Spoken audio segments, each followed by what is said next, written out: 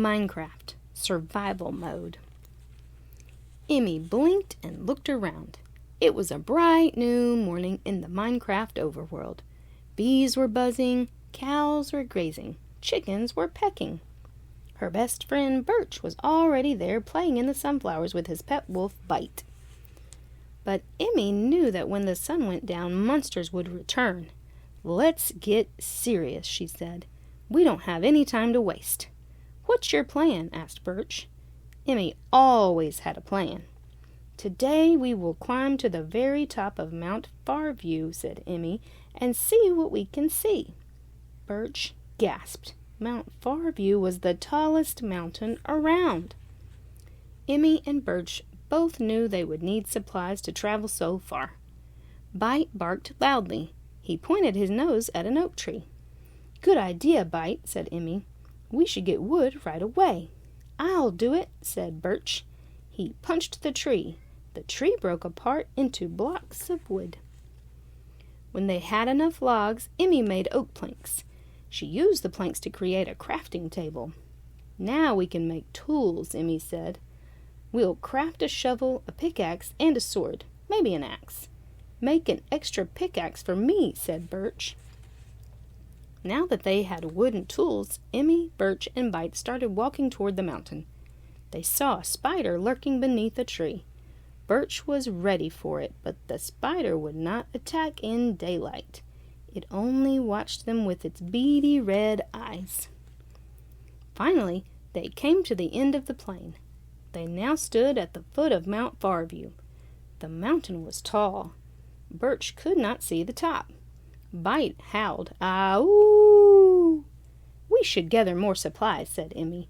She used her axe to knock apples out of an oak tree.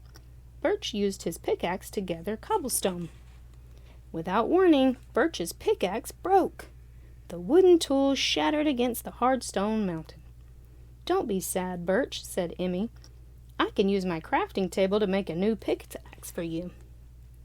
Now Birch had a pickaxe made of stone. It was stronger than his wooden one. "Thanks, Emmy," said Birch, and he smiled. Together, the friends climbed the mountain until the sun was low in the sky. "Soon it will be night," said Emmy. "We should stop and build a shelter before the monsters come." They worked as a team. While Birch mined more cobblestones, Emmy began stacking blocks to make the walls of a house. Byte was no help. He just chased a chicken. Suddenly, an arrow whizzed through the air. It landed by Emmy's foot. Thunk! It was too late to finish the house. "It's a skeleton!" cried Birch. He raised his pickaxe. He was not going to let a hostile mob shoot arrows at his friend. Birch charged at the skeleton, and Byte dashed after him. Emmy pulled out her sword.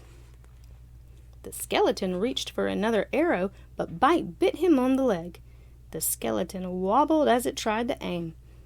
Birch hit it with a swing of his pickaxe, and Emmy delivered the final blow to the mob. "Good job," said Emmy. "But now there will be more monsters, and we have nowhere to hide." "We can take them," Birch said. "Fighting monsters is scary and fun." The night was long, and the path up the mountain was dangerous. Emmy, Birch, and Byte fought all the zombies, skeletons, and creepers that spawned in their path. When the sun rose, the final zombie burst into flames. Now they could finish their journey. "We made it," said Emmy. They stepped onto the snowy peak of the mountain. Emmy and Birch could see a desert, a swamp, a forest, and an ocean. The overworld was a big place, and their adventures were just beginning.